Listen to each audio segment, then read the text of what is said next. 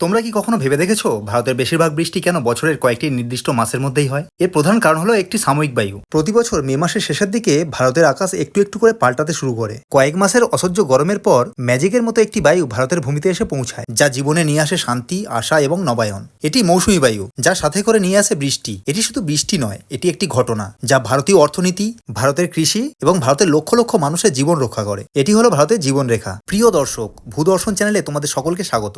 আজ আমরা এই ভিডিওতে মৌসুমী বায়ু সম্পর্কে জানবো। এই ভিডিওর শেষে তোমরা জানতে পারবে মৌসুমী বায়ু কি, কেন এবং কিভাবে এটি সৃষ্টি হয় এবং ভারতের উপর মৌসুমী বায়ুর প্রভাব। তাহলে চলো আর দেরি না করে শুরু করা যাক। মৌসুমী কথাটি আসছে আরবি শব্দ মৌসুম থেকে, যার অর্থ ঋতু। কিন্তু ভারতের জন্য এটি শুধুমাত্র একটি ঋতু নয়, তার থেকে অনেক বেশি। এটি হলো ভারতের জীবনরেখা। প্রতি বছর 21শে মার্চের পর থেকে সূর্য পৃথিবীর উত্তর গোলার্ধের দিকে হেলে কিরণ দিতে শুরু করে। এই সময় উত্তর গোলার্ধে দিনের দৈর্ঘ্য বেশি হয় এবং রাতের দৈর্ঘ্য কম হয়। এই সময় ভারতীয় উপদ্বীপ বেশি পরিমাণে সূর্যের আলো এবং তাপ পেয়ে থাকে। যেহেতু ভারত পৃথিবীর উত্তর গোলার্ধে অবস্থিত, প্রকৃতিগতভাবেই স্থলভাগ জলভাগের তুলনায় দ্রুত গরম হয়। ফলে ভারতীয় উপদ্বীপ দ্রুত উষ্ণ হয়ে ওঠে, বিশেষ করে তিব্বত মালভূমি এবং থর মরুভূমি ও তার পার্শ্ববর্তী এলাকা। যার ফলে সেখানকার বায়ু দ্রুত গরম ও হালকা হয়ে উপরে উঠে যায়। ফলে সেখানে একটি গভীর নিম্নচাপ অঞ্চল সৃষ্টি হয়। অন্যদিকে ওই একই সময়ে ভারত মহাসাগর তুলনামূলক শীতল থাকে, যেহেতু এটি দক্ষিণ গোলার্ধে অবস্থিত। দক্ষিণ গোলার্ধে এই সময় সূর্য তির্যকভাবে কিরণ দেয় এবং প্রকৃতিগতভাবেই জলভাগ ধীরে ধীরে উত্তপ্ত হয়। ফলস্বরূপ ভারত মহাসাগরের উপর একটি শক্তিশালী উচ্চচাপ অঞ্চল সৃষ্টি হয়। দুই গোলার্ধের এই বায়ুচাপের পার্থক্যের কারণেই উচ্চচাপযুক্ত অঞ্চল তথা ভারত মহাসাগর থেকে জলীয় বাষ্পপূর্ণ আর্দ্র বায়ু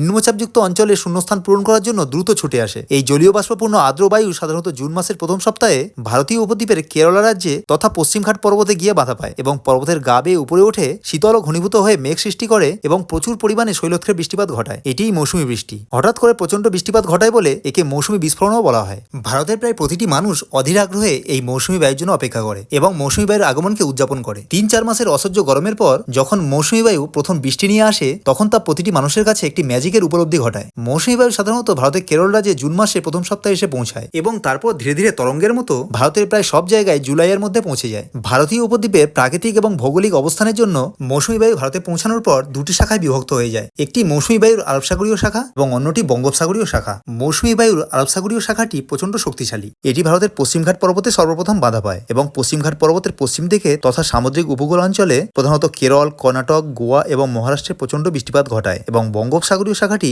বাংলাদেশ এবং মায়ানমারের দিকে অগ্রসর হতে থাকে এবং গাঙ্গেয় সমভূমি অঞ্চলে বৃষ্টিপাত ঘটায়। ভারতে মৌসুমী বায়ুর গুরুত্ব অপরিসীম। এটি ভারতীয় কৃষির মেরুদণ্ড, যা ভারতীয় অর্থনীতিকে প্রভাবিত করে। ভালো মৌসুমী বায়ু মানে ভালো ফসল, স্থিতিশীল বাজার দর এবং অর্থনৈতিক সমৃদ্ধি। কিন্তু দুর্বল মৌসুমী বায়ু অর্থ হলো খরা, কম ফসল উৎপাদন, মূল্যবৃদ্ধি আর অর্থনৈতিক সমস্যা।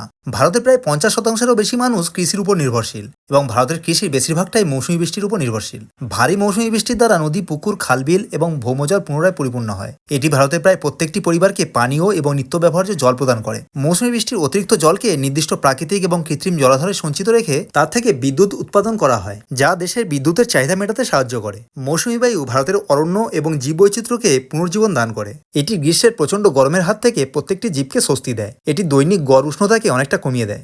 যদিও মৌসুমী বায়ুকে ভারতের জীবনরেখা ও আশীর্বাদ বলা হয়, কিন্তু মৌসুমী বৃষ্টি সবসময়ের জন্য আশীর্বাদ স্বরূপ নয়। কখনো কখনো অতিরিক্ত মৌসুমী বৃষ্টি অভিশাপে পরিণত হয়। অতিরিক্ত বৃষ্টি বন্যা, ভূমিধ্বস, ঘরবাড়ি, গাছপালা ভেঙে পড়া এবং পরিবেশের অবনমন ঘটায়। জমে থাকা বন্যার জল কলেরা, ডায়রিয়া, ম্যালেরিয়ার মতো রোগের প্রাদুর্ভাব ঘটায়। মৌসুমী বায়ুর তীব্রতা কয়েকটি বিষয় যেমন সামুদ্রিক গড় উষ্ণতা, সমুদ্রস্রোত এবং বায়ুপ্রবাহের ধরনের উপর অনেকাংশে নির্ভরশীল, বিশেষত এল নিনো, যা ভারতীয় মৌসুমী বায়ুকে দুর্বল করে দেয়। তাই মৌসুমী বায়ুর পূর্বাভাস করা অত্যন্ত কঠিন একটি কাজ। পরের বার যখন তুমি মুষলধারে বৃষ্টি হতে দেখবে, তখন তুমি অবশ্যই মনে রাখবে যে এটি শুধুমাত্র একটি বৃষ্টি নয়, এটি এমন একটি ব্যবস্থা যা লক্ষ লক্ষ মানুষের খাদ্য যোগায়, যা ভারতের মতো একটি বৃহৎ অর্থনীতিকে চালনা করে এবং লক্ষ লক্ষ মানুষের জীবন রক্ষা করে। মৌসুমী বৃষ্টি শুধু একটি সাধারণ বৃষ্টি নয়, এটি ভারতের হৃদস্পন্দন। ভিডিওটি যদি তোমাদের ভালো লাগে তাহলে একটি লাইক দিয়ে বন্ধুদের মধ্যে শেয়ার করে দিও এবং এরকম আরও ভিডিও দেখতে ভূদর্শন চ্যানেলটিকে সাবস্ক্রাইব করে নিও। ভিডিওটি সম্পূর্ণ দেখার জন্য অসংখ্য ধন্যবাদ।